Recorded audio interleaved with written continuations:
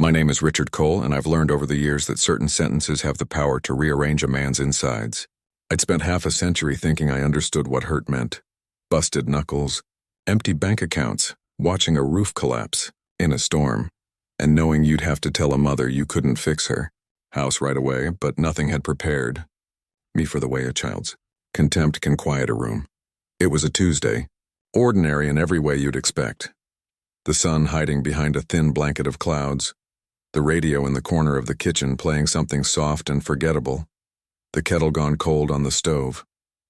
I was at my usual place at the kitchen table, the wood scarred from years of dropped tools, coffee rings, and homework notes.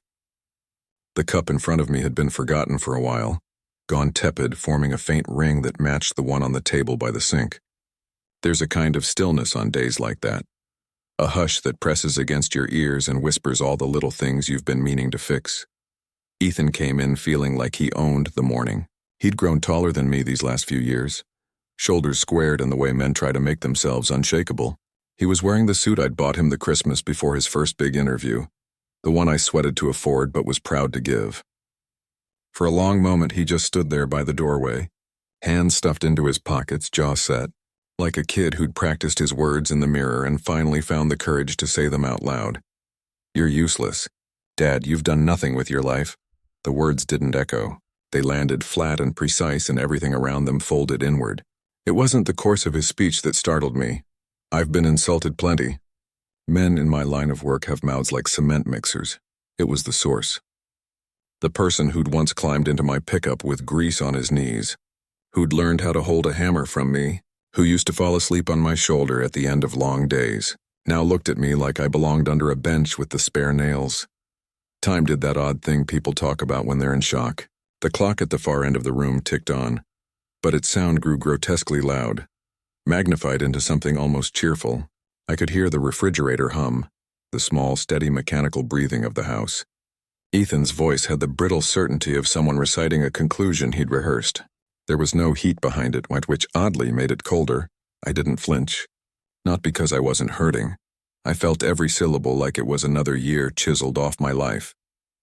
I learned early not to show pain publicly. It never helped.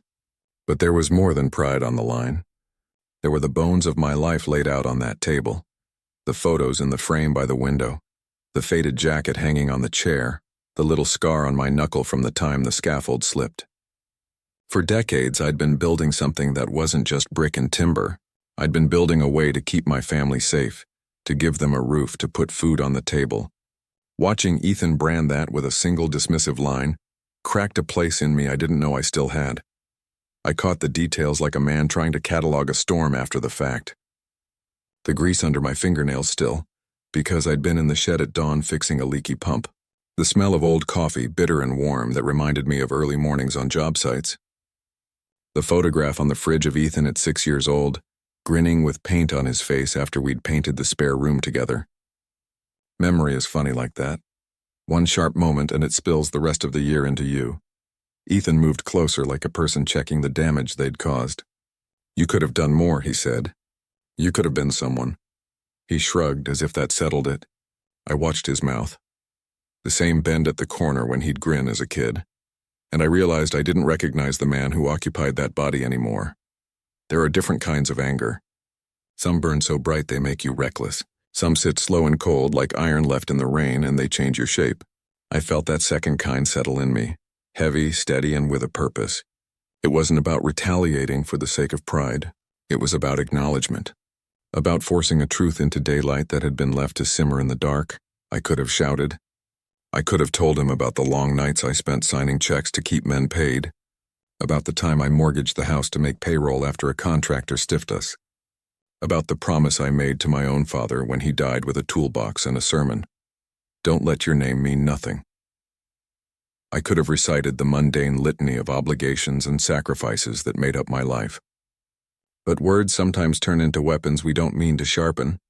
I wanted something else. I wanted him to see, not through talk, but through reality. If he said I'd done nothing, then he needed to know what nothing really looked like, and who, exactly, had been signing the things he took for granted. There's a particular clarity that comes right before you do something you'll always remember. You can feel the decision clicking into place like the last link of a chain. I decided then in that small kitchen under a sky that had stopped trying to be kind, that Ethan would find out for himself who signed his paycheck. Not through gossip, not through a boast slipped into a toast at a holiday dinner. He would learn it where decisions were made, where names were written on the dotted line and careers swung on the balance. So I stood up from the table. The chair scraped the floor with a familiar, comforting sound. I picked up the cold coffee, took a sip out of habit more than thirst, and let the bitter aftertaste remind me of all the mornings I rose before the sun. I walked to the window and looked out at the street, at the neighbor walking his dog, at the sway of the trees that had weathered more storms than I had. Inside me, something had shifted from wounded to deliberate. It was no longer merely about proving him wrong. It was about waking him up. When he turned his back to leave, I didn't call after him.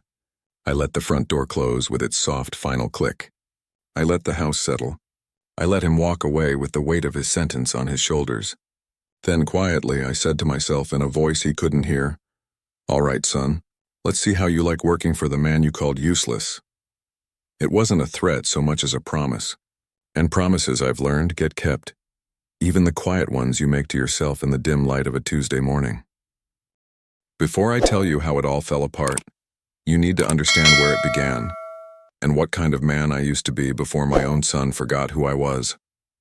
My name's Richard Cole, 56 years old, and I've spent nearly every waking day of my life with dirt on my boots and calluses on my hands. I was born in a small town about 40 miles outside Austin, Texas, back when the roads were still 2 lanes and you could tell who owned which truck just by the way it sounded coming down Main Street. We weren't poor exactly, but we weren't far from it. My father worked himself into the ground as a mason, and when he passed, he didn't leave me much, just a rusted toolbox, a few unpaid bills, and one sentence that's been tattooed on my mind ever since. Don't ever let your name mean nothing. Those words became my compass. I was 17 then, angry, stubborn, and too proud to ask anyone for help. So I worked. I hauled cinder blocks in 100-degree heat, learned how to frame a house by watching men twice my age, burned through the soles of my boots before I turned 20. I built Cole & Sons Contracting out of nothing but sweat, instinct, and a refusal to give up. Back then I didn't even have a Sons, but I added it anyway. Maybe out of hope, maybe out of defiance. I wanted to believe that someday there'd be a son to carry that name with me, someone who'd see the worth in what his old man had built. The early years were hard, the kind that test your spine. My first truck barely ran. I used to park it on a hill every night so I could roll start it in the morning. I rented a small shed that smelled like sawdust and rain, and I kept my paperwork in a coffee tin because I couldn't afford a filing cabinet. My hands were cracked open most of the time from the lime and cement, but I loved it. It wasn't just work, it was proof. Every beam I lifted, every roof I patched, was a reminder that I was turning my father's dying words into something real. Then life handed me a reason to dream bigger. My boy, Ethan, I still remember the night he was born. I held him in the hospital room under that cheap fluorescent light, and I swore to him right there that he'd never go to bed hungry, never wear secondhand shoes unless he wanted to, never feel small because of where he came from. I wanted his world to be easier, smoother, better. So I started saying yes to every contract, every project, every sleepless night. Before I knew it, Cole & Sons wasn't just a small-town company anymore. We were building strip malls in Austin, renovating schools, even landing government contracts. The name Richard Cole started to mean something, at least to everyone except, eventually, my own son. When Ethan was little, he used to follow me around with a plastic hammer, pretending to fix the floorboards while I worked. He'd sit in the passenger seat of my old Ford F-150, legs dangling, asking me a million questions about how to build things. We spent a whole summer when he was 16 rebuilding that truck, sanded the rust, replaced the carburetor, even painted it a deep navy blue that caught the sun just right. I can still see his grin the day we cranked it to life. That engine's rumble was the sound of pride, his and mine both, but time's funny. It doesn't shout when things change, and it whispers. It creeps up slowly until one day you realize the laughter in the garage has been replaced by silence. Ethan went off to college on a scholarship I worked my tail off to help secure.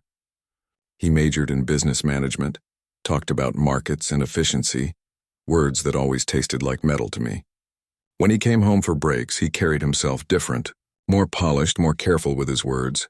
He still hugged me, but it felt rehearsed. He'd wear pressed shirts and expensive cologne, sit across from me at the kitchen table and wince when my hands left dust on the newspaper.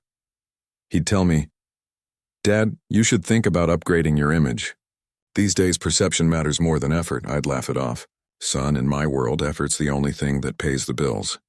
He'd smile, that polite, pitying smile that made me feel like a relic. When he graduated, I used a few old favors to help him land his first big job at a construction development firm in Austin, a company called Mason & Finch. They were one of our biggest clients years ago, and I'd quietly invested a stake in their growth. I didn't tell him that part, though. I wanted him to believe he'd gotten in on merit alone. For a while, I thought he'd find his balance, combine his education with the grit I'd tried to teach him. But the higher he climbed, the more distance there was between us. He started using words like old-fashioned and outdated whenever I talked about my work. The same hands that once guided his on a wrench now embarrassed him. He told me once, half joking, that my truck belonged in a museum. I laughed with him, but it stuck. He stopped coming home for holidays, said work was too demanding. When he did visit, it was always quick, always distracted, his phone buzzing every few minutes with emails and meetings. I'd watch him scroll through numbers and contracts, while I sat there wondering if he still remembered what it felt like to build something that couldn't be typed on a keyboard. I kept hoping it was a phase, that the boy who once admired my calloused hands would eventually remember what they stood for. I thought maybe when life humbled him a little, he'd look back and see the truth. But pride's a stubborn teacher, and youth rarely listens until it's forced to. So I stayed quiet. I let him talk down to me sometimes, let him roll his eyes when I spoke about real work. Because deep down I believed, foolishly, maybe, that blood and memory would do the teaching I couldn't. I was wrong. It turns out even the strongest foundation can crack when it's built on unspoken things.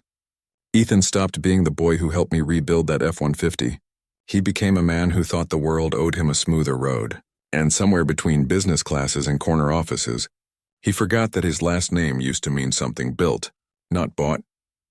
By the time he called me useless, that forgetfulness had turned into contempt. And that's when I realized he wasn't just my son anymore. He was a stranger wearing my name.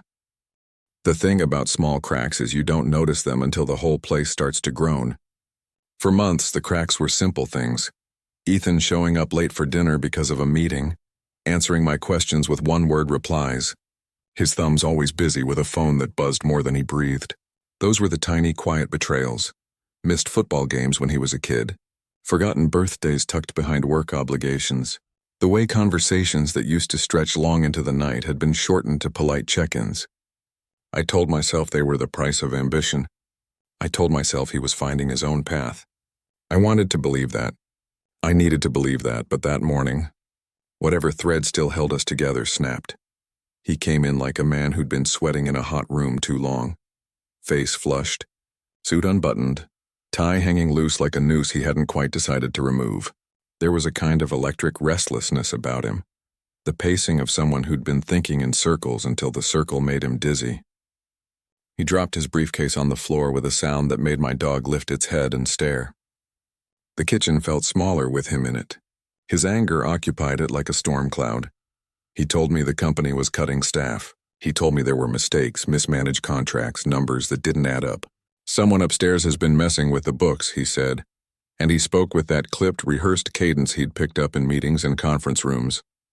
He held his hands out like a man trying to catch the wind. We've got to trim.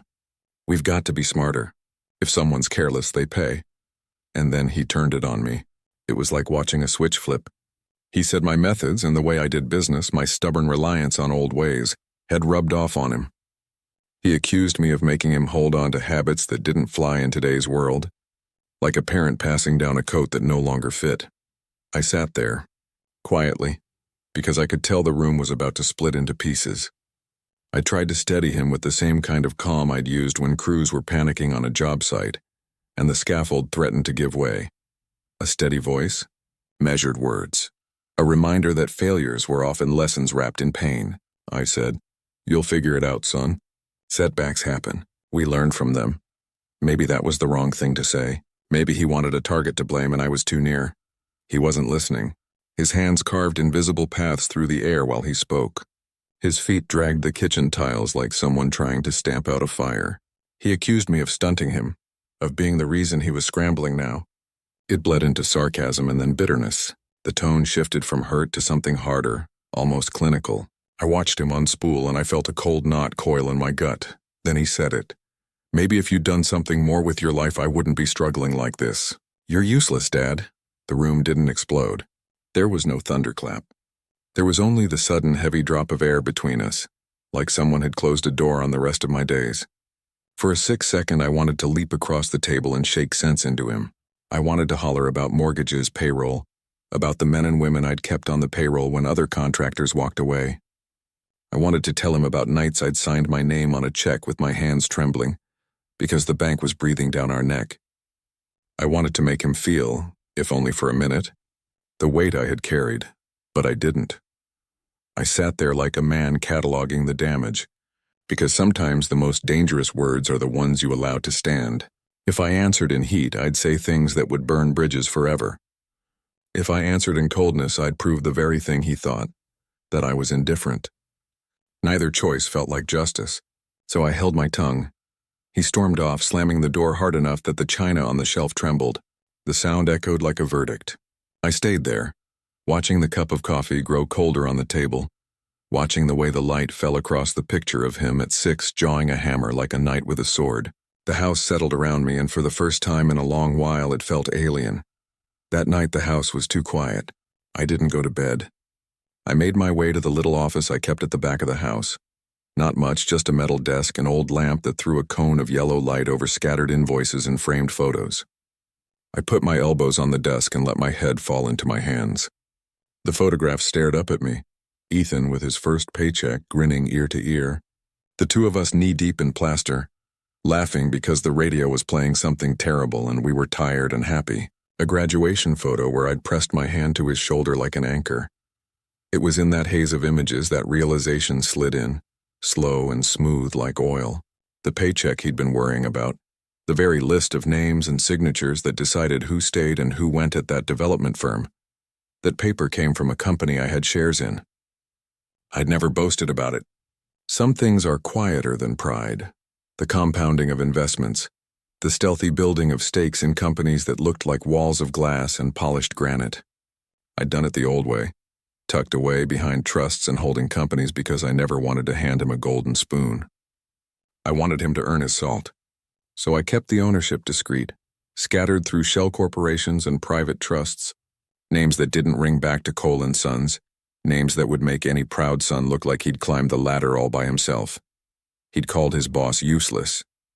He'd called the man in charge, the man who might sign his paycheck, the man who could decide whether his division stayed or was trimmed, useless. I felt a heat rise in me not because of vanity but because of irony. The truth sat there like an exposed wire, humming with the potential to shock. There's a kind of temptation that sneaks up when you're hurt by someone you raised. It doesn't feel noble. You tell yourself it's about teaching a lesson, about pulling a kid back to the ground so he remembers how to stand. The smarter part of me knew escalation would only fracture something beyond repair. The older part of me, the part that had been hardened by years of scabs and small triumphs, felt a curiosity so sharp it was almost a pain. What would happen if he realized the father he'd dismissed was the hand that signed off on the thing he feared most? I turned over the options in my head like coins on a counter. I could have called him immediately, dragged him into the truth, explained why I'd kept this part of my life private. I could have walked into the construction firm the next day and announced myself like a proud old man wanting recognition. But there was another way. There was a way to make the lesson land deeper than any lecture. To let him walk into the room where decisions were made, to watch his face when names and signatures fell into place, when his own status hung on the balance of someone he'd dismissed with a careless word. Maybe it was petty. Maybe it was cruel. But there's a method to the kind of quiet justice I was thinking about. Men who've worked with their hands learn to be surgical about the truths they expose.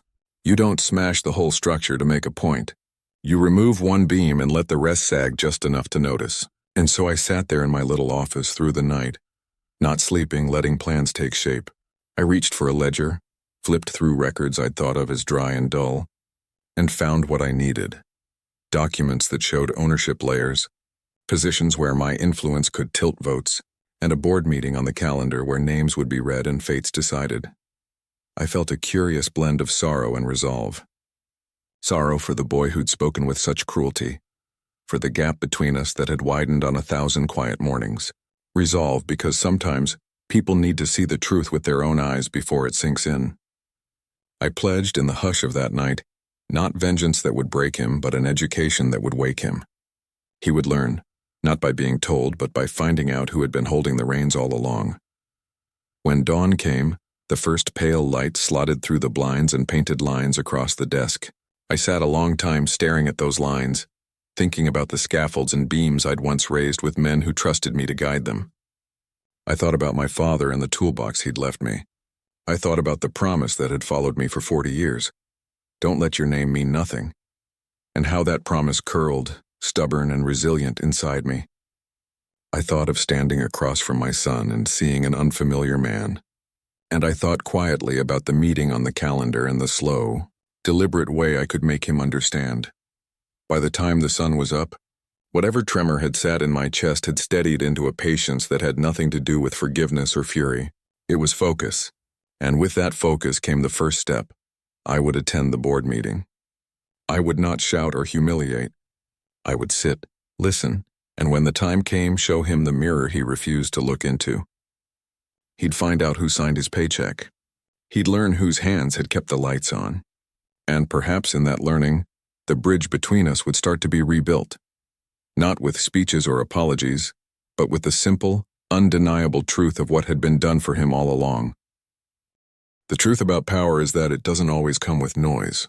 Sometimes it hides in plain sight, behind signatures, sealed envelopes, and the kind of paperwork most men never read all the way through. That's where my power lived. Not in my name printed on billboards or the side of trucks anymore, but in the quiet ink of ownership.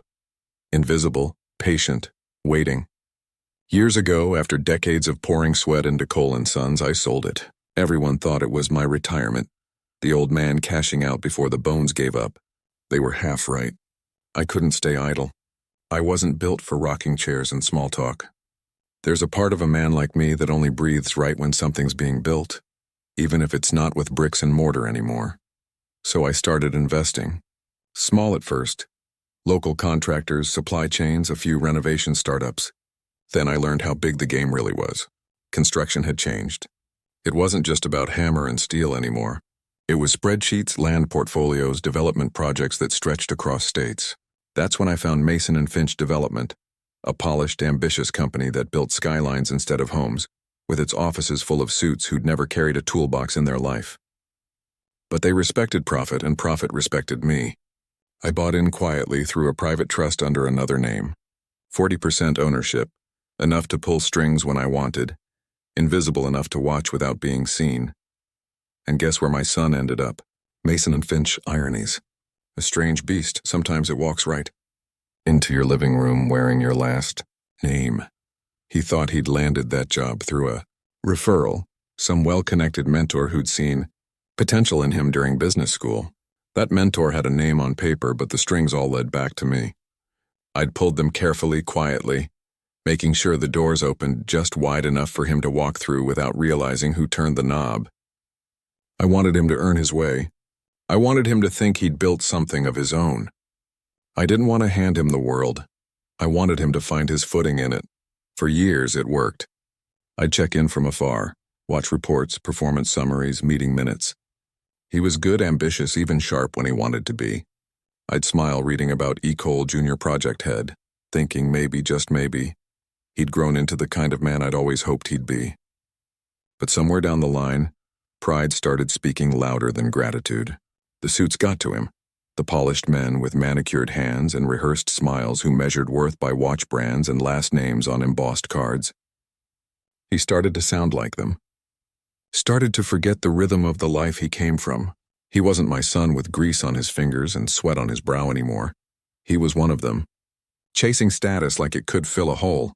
And now, that very company, the place he bragged about like a badge of honor, was sinking under the weight of its own pride. The board had called an emergency meeting 3 days from now to discuss departmental restructuring. That's the corporate term for layoffs, for cutting dead weight so the machine can keep running smooth. I knew how those meetings went: cold, quick, ruthless. Men in tailored suits talking about lives like they were line items. I'd sat in enough of them to know there's no room for sentiment once the charts go red. I opened my files that night. The digital hum of the computer filled the silence. Spreadsheets, budgets, internal audits. All the things that built or buried careers in that world.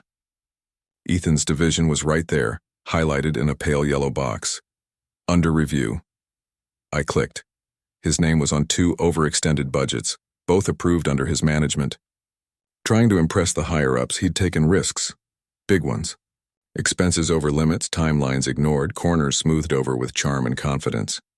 The kind of mistakes young men make when they think the world bends for them. It wasn't malicious, just careless, just proud. But in that boardroom, carelessness had a cost. I leaned back, rubbing my temples, and stared out the window into the open Texas night. The sky stretched wide and black, stars blinking like distant promises. I poured myself a drink, bourbon, old and quiet, the kind that burns just enough to keep your heart from freezing. I took a long sip, let it roll down slow, and spoke to the darkness like it was an old friend. "You called me useless, son," I said softly. "Let's see how you handle being humbled." The words hung there, not cruel, not vengeful, just steady. Because this wasn't about revenge. Revenge is for the broken-hearted.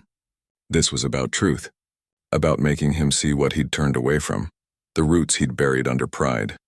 Sometimes life teaches through pain what love couldn't through words. I thought of calling him, warning him, telling him to be ready. But something in me said no. Warnings soften lessons. If he was going to learn, it had to be real, raw and undeniable. He'd have to feel the sting of what it meant to underestimate the man who'd carried him. So I made a call, not to him, but to the board. Told them I'd be attending the upcoming meeting in person. There was silence on the line for a moment. Surprise from men who thought they knew every face of the company's power structure. I'd been their silent investor, the ghost who signed checks and stayed off the floor. "You'll be attending, Mr. Finch?" one of them asked, using the name on the trust. I smiled faintly. Yes, it's time I met the people running my investment. After the call, I sat there in the glow of the desk lamp, the old photos still spread across my office. There was one of Ethan and me, taken 20 years back, him covered in sawdust, holding a hammer too big for his hands, laughing. I remembered that day like it was yesterday. We'd spent hours fixing the porch swing for his mother, and he'd refused to quit even when the sun went down. That boy had grit. That boy respected the work. And I wondered where he'd gone. Maybe he wasn't gone. Maybe he was just buried under suits and self-importance. Maybe this and all of this was the only way to bring him back to himself. I refilled my glass and leaned back, letting the hum of the ceiling fan and the creak of the old house fill the quiet. Outside, the wind carried the smell of dry dirt and cedar. My mind wandered through the years. Every lesson I'd learned the hard way. Every bruise that taught me something about pride. Ethan had grown up in comfort. Maybe too much of it. He'd never known what it felt like to sweat for a meal, to wonder if tomorrow's job would pay enough to keep the lights on. I'd given him everything I never had, but in doing so, I'd taken something vital from him. The hunger. The humility. So this wasn't punishment. This was balance. When I finally stood up from that chair, the decision was already carved in stone. In 3 days, I'd walk into that boardroom. Not as a father, but as the man behind the curtain. The one who'd watched, built, and waited. The one his son thought was long past relevance. He'd see me not in overalls or work boots this time, but in a tailored suit that carried the weight of 40 years of labor and sacrifice. He wouldn't recognize me at first. Maybe he wouldn't understand until the names were read, until the decisions were made. But when realization struck, when the truth finally surfaced, he'd see the man he mocked sitting at the head of the table he thought he'd earned. And for the first time in his life, Ethan would know who really built the ground beneath his feet. The morning of the meeting felt different, heavier somehow.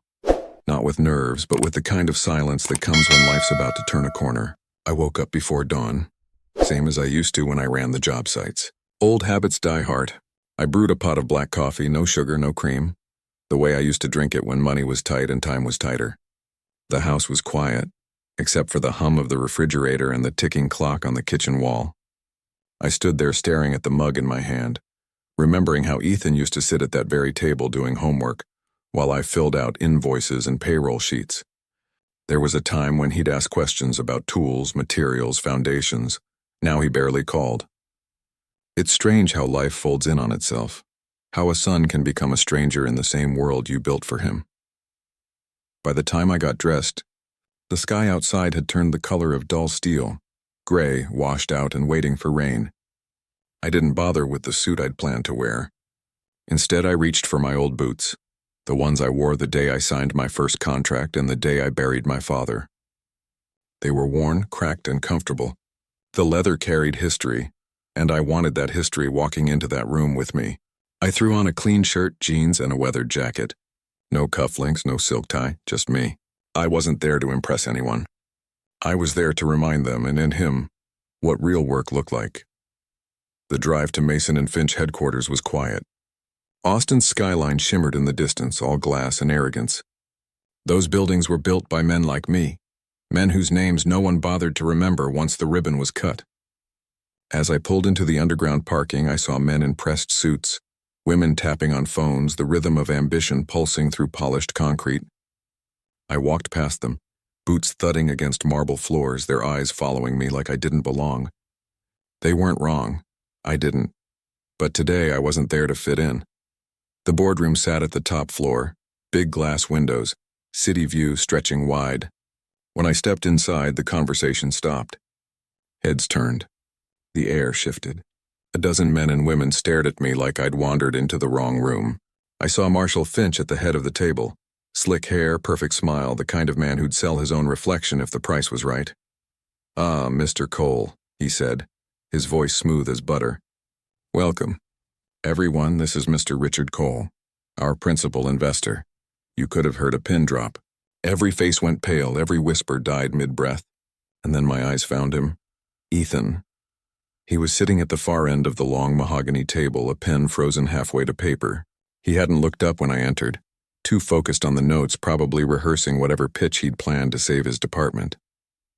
But when he heard my name, when he realized who Mr. Cole was, his head snapped up. Our eyes met. For a second, the world stopped spinning. His face drained of color, his jaw slackened just slightly, and the pen slipped from his hand. I gave him a small nod, nothing more. No anger, no satisfaction, just acknowledgement. A silent, "Now you know."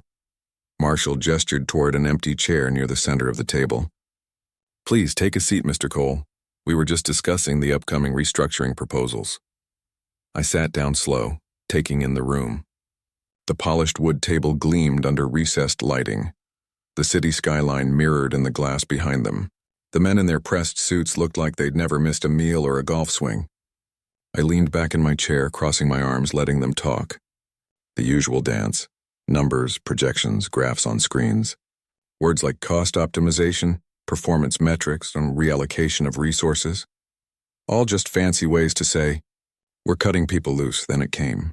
"Now, regarding Division C," said one of the analysts, clicking to a slide with familiar data, "we've had multiple budgeting inconsistencies and missed deadlines. The project lead responsible for these errors is," he paused. He didn't need to finish. Ethan's name glowed on the screen like a spotlight. My son sat rigid, eyes fixed forward, trying to hide the tremor in his hands. I watched him swallow hard, trying to keep his composure. I could see the shame creeping up his neck, coloring his skin. Every man in that room could feel it. I stayed silent until it was my turn. Marshall cleared his throat and turned toward me, his smile polite but nervous. "Mr. Cole, as our primary investor, your input on this matter would be greatly appreciated. We're looking to ensure accountability at every level." Accountability. That word rolled off his tongue too easily. I leaned forward, elbows on the table, fingers interlocked. The room quieted. "Before we decide who's useless," I said slowly, "maybe we should talk about accountability." The silence that followed was thick enough to taste. Ethan's head dropped, and I saw his knuckles whiten as he gripped his pen. I didn't raise my voice. I didn't have to. I opened the folder I'd brought, paper copies, old school, and began laying them out on the table one by one. "These reports," I said, Show every project Ethan's division handled this quarter. You'll see overspending in 3 of them. You'll also see that he was trying to save face for the company, taking on extra contracts without the resources to handle them. That's reckless, sure, but you know what else it is? I looked straight at Marshall, then around the table. It's the behavior of someone who learned from people who value image over effort. You want accountability? Start there. No one moved. No one breathed. I could feel the weight of my words sink in. This wasn't about saving Ethan anymore. This was about reminding every person in that room what leadership actually meant. I turned back to the screen. Ethan made mistakes, big ones. But he also pulled in 2 of our most profitable clients this quarter. You won't find that in those graphs, because numbers don't tell stories. Men do. Marshall shifted uncomfortably, his jaw tight. So you're suggesting we keep him? I didn't answer right away. I just looked at Ethan and my son, who was staring down at the table, shoulders tense, the shine of arrogance completely gone. I'm suggesting, I said slowly, that we remember where we came from before we start cutting down the people who are still trying to climb. That was it. I didn't make threats. I didn't pull rank. I didn't need to. When the votes were cast, Ethan's department stayed, barely. 1 vote made the difference, mine. But the air in that room had changed. The pride that used to fill his posture was gone. He didn't look like the young man who once called his father useless. He looked like someone seeing a ghost, or maybe a reflection he didn't want to face. As the meeting wrapped up, chairs scraped the floor and papers shuffled. People avoided eye contact. Marshall forced a tight smile, thanking everyone for their productive discussion. I stood, sliding my folder under my arm, and looked at Ethan one last time before heading for the door. He didn't move, didn't speak, just sat there, still quiet, staring at his own hands like he was finally realizing how much they resembled mine. The boardroom door closed behind me with a soft click. The hallway stretched long and empty ahead of me, and as I walked, I felt the strange calm of a storm finally breaking. My son had kept his job. But his pride? That didn't make it out of the room. The hours after that meeting stretched like slow thunder. I didn't drive home right away. Instead, I went up to my private office, in the one no one ever visited, the one the company barely even knew existed. It was tucked away on the 22nd floor behind frosted glass and a brass nameplate that read R. Cole, partner. Most people assumed it was a leftover title, some old investor's office that hadn't been reassigned. I liked it that way. I'd built that space the same way I'd built everything in my life, quietly with purpose. Inside, it wasn't like the sleek, modern rooms downstairs. No glass tables, no chrome furniture, just an oak desk, the kind that carried the scent of sawdust no matter how many times it was polished. A few framed photos on the shelf. One of my father holding me as a baby, another of Ethan as a kid, grinning in a mess of tools and grease. The blinds were half drawn, letting stripes of fading sunlight spill across the floor. The whole room felt like a memory. I loosened my collar, sat down, and let out a long breath. The day had gone exactly how I needed it to. Not perfectly, not painlessly, but true. For the first time in a long time, I'd looked my son in the eye and seen him see me, not as the tired old man in work boots, not as some washed-up builder, but as the man who'd built the very ground he was standing on. Still, the satisfaction felt hollow. Revenge might bring clarity, but it doesn't bring peace. A knock came at the door. Soft at first. Hesitant. "Come in," I said. The door opened slowly, and there he was. Ethan. His suit jacket was slung over his arm, tie loose, his hair a mess, the polished corporate shell cracked wide open. His eyes were red, not from anger this time, but from something heavier. He stood there for a second, caught between guilt and disbelief before finally speaking. "Dad," his voice trembled, just enough to show the truth beneath it. "You own this place?" I didn't move, didn't smile, just leaned back in my chair and nodded once. 40% of it, I said quietly. The same company you said your old man could never understand. The words hit him like bricks. His shoulders dropped, his gaze fell to the floor. All that arrogance, all that sharp confidence, gone. In its place stood a boy who'd just realized the man he'd underestimated had been holding him up the whole time. "Why didn't you tell me?" he asked, voice barely more than a whisper. I let the question hang in the air for a moment.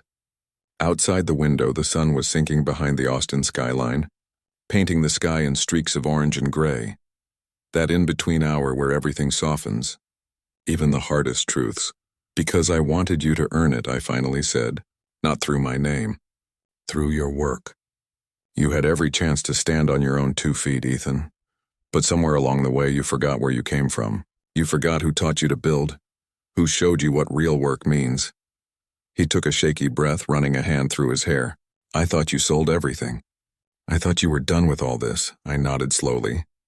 That's what I wanted you to think. I didn't need to be seen anymore. I'd done my part. I wanted to see what you'd do when no one was paving the road for you. But then, I gave a faint, bitter smile. Then you told me I was useless. His eyes widened, guilt flooding in. Dad, I didn't. You did, I interrupted gently. And you meant it. That's what hurt most. Not the words, and I've heard worse from life itself. It was hearing it from my own son, the boy I taught to hold a hammer, to take pride in calluses, to never mock the hands that fed him. The silence after that was thick, the kind that sits in the chest and doesn't move. He didn't argue, didn't defend himself. For the first time in years, he didn't have a comeback or a clever excuse, just silence and truth. I stood, walked around the desk, and reached into the bottom drawer. From inside, I pulled out an old, weathered key, silver, chipped at the edges, with a worn-out leather tag that read F-150. I turned it over in my palm, remembering the smell of motor oil, the sound of metal clanking, the two of us laughing in the garage late into the night. I held the key out to him. This, I said quietly, was the first thing we built together. Remember how many nights it took? How many mistakes we made before we got it right? He nodded slowly, eyes glassy. It wasn't just about the truck, Ethan, I continued. It was about what it took, sweat, time, respect. You can't buy those things. You can't fake them in a boardroom. You earn them, with every hour you give, every mistake you fix, every person you treat right along the way. He swallowed hard, voice cracking. I lost that, didn't I? I sighed and looked at him, really looked at him. You lost your compass, but that doesn't mean you can't find it again. He took the key from my hand with shaking fingers, staring down at it like it was some ancient relic. I saw a tear fall, hitting the steel with a soft tap. For a long time, neither of us spoke. The city outside kept moving, cars honking, lights flickering on one by one. But in that room, time stood still. Finally, he looked up, eyes red but steady. I'm sorry, Dad, I nodded. I know. And for the first time in years, I didn't see the proud man in the tailored suit who thought the world owed him something. I saw my boy again, the one who used to look at me like I could fix anything, the one who believed that hard work was the only thing worth believing in. He took a deep breath, straightened his shoulders, and said, I want to earn it. Dad, the right way this time. I smiled, a small, tired smile, but real. Then start tomorrow. No shortcuts, no handouts. You'll answer to the board, not to me. You'll rebuild what you broke, piece by piece. That's how a Cole learns. He nodded firmly, gripping the key like it was a second chance. As he turned to leave, he stopped at the door and looked back. You really came to that meeting in those old boots? I chuckled. Damn right I did. Figured it was time someone in that room remembered what real work smells like. He smiled, and a faint, genuine smile, and for the first time in a long while, the space between us didn't feel so wide. When the door closed behind him, I looked down at my hands. The same hands that built homes, held wrenches, and once carried him on my shoulders. They were older now, lined, scarred, a little slower, but still steady. Still useful. Maybe that was the real revenge. Not humiliating him, not proving I was still powerful, but reminding him, and myself, that a man's worth isn't written on paper. It's built in silence and sacrifice in the things no one ever sees. And that day, as the sun dipped low over the Texas skyline, I realized something I hadn't in years. He finally saw me, not as the man who gave him everything, but as the man who earned everything. The weeks after that day in the boardroom felt like a slow thaw. At first it was almost imperceptible, a return text, a shorter silence when the phone rang, a visit home that wasn't just for convenience but for conversation. Then one morning I found Ethan standing in the driveway, not in a suit, but in jeans that had seen a few hard afternoons, and boots scuffed the way mine were scuffed. He had a pair of work gloves tucked into his back pocket like a talisman. He looked at me for a long beat, A man sorting through new feelings, and then he simply climbed into my truck without the awkwardness we'd both felt for so long. For the first time in years, it felt like he wanted to learn, not perform. He showed up on site the next day, and the day after that. At first he hung back, watching crews, asking questions he used to ask when he was a kid, trying to remember what the smell of wet concrete felt like in his lungs. He listened more than he spoke. He shadowed foremen he used to send memos to, not with airs of superiority but with a notebook and an attitude that asked to be taught. I watched him from the office doorway, the same way I used to watch apprentices who'd come in with bright eyes and calluses itching to learn. He wasn't flashy. He was deliberate. He was being careful with his pride. There were mistakes. He learned them the honest way, by doing. A measurement off by an inch that made a trim piece not fit right. A subcontractor whose timing he misread. A budget line he underestimated because he'd forgotten the little costs that always hide in the corners of a project. He'd come to me frustrated, shoulders hunched, eyes raw. He didn't make excuses. He asked how to fix it. We spent nights recalculating figures, reordering materials, and apologizing to crews with sincerity he never had in conference rooms. He started to understand the slow arithmetic of work, the patience, the dull repetition, the quiet grinding that produces something permanent. It changes you. It humbled him. One morning, after a long week, I found an envelope on the kitchen table. My name was on it in his handwriting, and steady, adult, and careful. Inside was a paycheck, his paycheck, the kind of plain check you write when you know the numbers matter more than the font. He'd signed it himself at the bottom like any responsible man would. Folded beneath the check was a small creased note. I read it once, then again, because the words landed with a softness I hadn't expected. For the man who made this possible, thank you for showing me who I really work for. Something in my chest loosened. It wasn't victory that made me smile. Victories are loud and empty. This was quiet and full. It was recognition, finally. It was the understanding that the lesson had not been wasted. He was not trying to make me proud with a spectacle. He was paying homage with the kind of gratitude that feeds you in ways money never could. I kept the check in my wallet for a long time, not because I needed it, but because I wanted the reminder that he'd rewritten himself. When he came into the garage that evening, he leaned against the workbench and looked at the truck key on the pegboard. He didn't make grand pronouncements. He didn't promise things he couldn't keep. He simply said, "I'm learning. Dad, I want to be the kind of man you'd be proud of." His voice had the steadiness of a man who'd seen what failing looked like and decided to get up. We worked together more after that, not because I forced him, but because he wanted it. He learned to take orders and to give them without swagger. He learned to listen to laborers who'd been in the trade longer than he'd been alive. He started to write his own checks for things that mattered. Payments to crews, down payments on better tools, wages he fought to raise where he knew people were underpaid. He practiced humility the way men practice their craft. Deliberately, clumsily at first, then with a growing finesse that surprised both of us. There were still awkward mornings and clumsy words, but the floor between us stopped feeling shaky. He began to call me Dad with a softness that wasn't coated in guilt. Once, after a long day, we sat on the tailgate of the F-150, watching the sunset catch the half-finished roof in streaks of gold. He reached over, clapped my shoulder the way he used to when he was small, and said, "Thanks for not letting me off easy." I let out a laugh that felt more like a release than anything. I understood then that the real payment wasn't the check on the table. It was the man standing beside me trying to be better because he'd been reminded of what mattered. Time repaired a lot of things that aren't visible on paper. The check he signed himself was a small, powerful symbol of that repair. It wasn't about money. It was about ownership. Owning mistakes, owning growth, owning the debt you owe to those who teach you how to stand. When he handed me that envelope, he wasn't trying to buy back time or erase the past. He was acknowledging it, and that acknowledgement was enough. It was everything.